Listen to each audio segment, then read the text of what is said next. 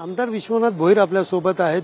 Sir, काय सांगाल, आज काँग्रेसचे मोठे नेते जे आहेत ते भाजपमध्ये आलेले आहेत, याकडे आपण कसं बघता की गेल्या काही दिवसापासून सुरू होतं की भाजपचा एकही नेता तुटणार नाही, मात्र विविध कामं बघून अनेक नेते जे आहेत ते भाजपमध्ये आलेले आहेत, काय सांगाल? कसं आहे माहिती आहे का, महाराष्ट्रामध्ये असलेलं युतीचं सरकार आणि केंद्रामध्ये असलेलं नरेंद्रभाई मोदींचं सरकार हे आता विकासाच्या मार्गाने देशाला आणि महाराष्ट्राला पुढे नेत आहेत। हे आता प्रत्येक नेत्याला मनोमन कळलेलं। अशोक चव्हाण हे फार जुने जाणते नेते, महाराष्ट्राचे मुख्यमंत्री राहिलेले आहेत, ते सुद्धा अभ्यास करतात ना, ते सुद्धा विचार करतात की बाबा कोणाजवळ राहिलं पाहिजे, कोणा बाजूने गेलं पाहिजे। त्यांनी योग्य निर्णय घेतलेला आहे आणि त्यांचं निर्णयाचं स्वागत आहे। एकंदरीत पाहायला गेलं तर राजन विचारेंनी आज एक पोलीस उपायुक्तांना पत्र दिलेलं आहे की गुन्हेगारी शहरामध्ये वाढलेली आहे, मी एक खासदार आहे आणि माझे लोकप्रतिनिधी आहे, माझ्याही जीवाला धोका आहे, काही मला झालं तर बरं वाईट झालं तर मुख्यमंत्री एकनाथ शिंदे व गृहमंत्री जबाबदार असतील, याकडे त्यांच्या विधानाकडे आपण कसं पाहता? असं विधान केलेलं त्यांनी ते दुर्दैवी आहे ऍक्च्युली। असं विधान त्यांनी का केलं ह्याच्या पाठीमागे आता तुम्ही लोकांनीच तो शोध घ्यायचा आहे। परंतु सुरक्षा रक्षक काढले गेले किंवा त्यांच्यावर हल्ला होणार असं जर समजलं तर मग प्रत्येक लोकप्रतिनिधी 288 आमदार आहेत, 48 खासदार आहेत, प्रत्येक जण असंच म्हणेल की मला संपवलं तर मग त्याला जबाबदार आहे। ठीक आहे, गुंडगिरी आहे ती तर सुरुवातीपासून आहे, का आजच आले असं नाही। काही घटना घडलेल्या आहेत, त्याचा योग्य तो तपास आणि त्याच्या योग्य तो बिमोड करण्याचा प्रयत्न चालू आहेत। आणि राजन विचारे एक जुने जाणते नेते उभाटा गटाचे, तर त्यांनी असं वक्तव्य मला तरी वाटतं करायला नको होतं, पण त्यांनी केलं तर त्याच्या पाठीमागे त्यांचं काय कारण आहे मला माहिती नाही। खासदार श्रीकांत शिंदे यांनी संसदमध्ये जे विधान केलेलं आहे यावरती जितेंद्र आव्हाड यांनी टीका केलेली आहे की इतिहासाची माहिती त्यांना नाहीये, अशा प्रकारचं वक्तव्य त्यांनी केलेलं आहे, याला काय? जितेंद्र आव्हाडांनाच कुठे इतिहास माहिती आहे? पहिली गोष्ट ते शिकले तो इतिहास न घेताच शिकलेले आहेत, हा विषय त्यांच्याकडे नव्हता।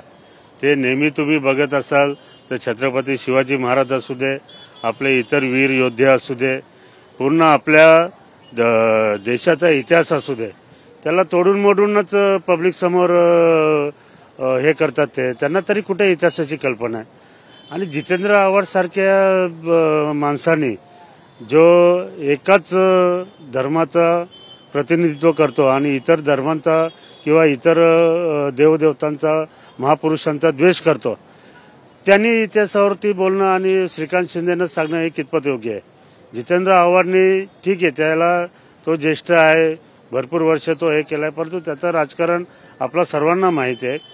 एका विशिष्ट समुदायाचं लांगूल चालून करून त्याच्या हिशोबाने तो राजकारण करत असतो, त्यामुळे त्याच्या वक्तव्याकडे ना खासदार लक्ष देतील, ना महाराष्ट्रातली जनता लक्ष देईल, ना आम्ही लक्ष देत। एक शेवटचा प्रश्न, ज्या पद्धतीने आपण विकास पाहतोय, म्हणजे आपण मुख्यमंत्री काल येऊन गेले, मोठा विकास कामाचा धडाका जो आहे या ठिकाणी लावलेला आहे, मात्र अनेक विरोधक जे आहेत ते या ठिकाणी टीका करतात। विशेषतः संजय राऊत यांनी रोज एक मुख्यमंत्री सोबत एक गुन्हेगाराचा फोटो लावून ट्विट करतात की ज्या पद्धतीने गुन्हेगारी वाढलेली आहे, असे विविध प्रकारचे आरोप केले जातात, याकडे आपण कसं पाहता? आता संजय राऊतचं काय माहिती आहे का, एक तर त्याला सकाळी तुम्हाला तुमच्याशी बोलल्याशिवाय त्याला नाश्ता जात नाही, जेवण जात नाही।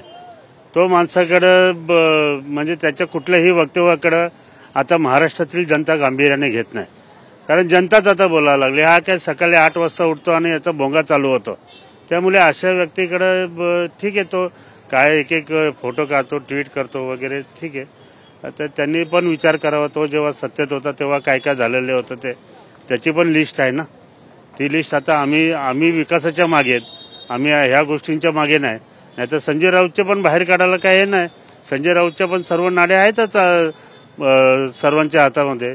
ते त्यांनी पण फक्त नुसतं प्रसिद्धीसाठी किंवा दररोज मला काहीतरी बोलायचंय आणि मला कुठेतरी वेटेज पाहिजे या महाराष्ट्रामध्ये, या देशामध्ये, की बाबा संजय राऊत पासून घाबरायला पाहिजे, संजय राऊत हा फार मोठा माणूस आहे, तो काही करू शकतो, असं जे त्याची जी हे स्वतःला प्रसिद्ध करण्याची भूमिका आहे ती चुकीची आहे. तो माणूस मला तरी वाटतं एक तो वेडा झाला असेल किंवा होण्याच्या मार्गावर आहे. एकंदरीत पाहायला गेलं तर संजय राऊत यांचेही काही नाडी व यांचेही काही पुरावे आमच्याकडे आणि वेळ आल्यावरती तो बाहेर काढू अशा प्रकारचा इशारा देखील यावेळेस आमदार विश्वनाथ भोईर यांनी दिलेला आहे. कॅमेरा पर्सन नागनाथसह सुनील जाधव, TV9 मराठी, कल्याण.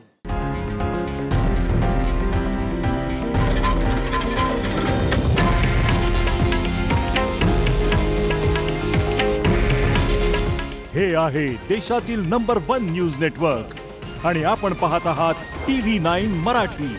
काळजी तुमची, हित महाराष्ट्राचं.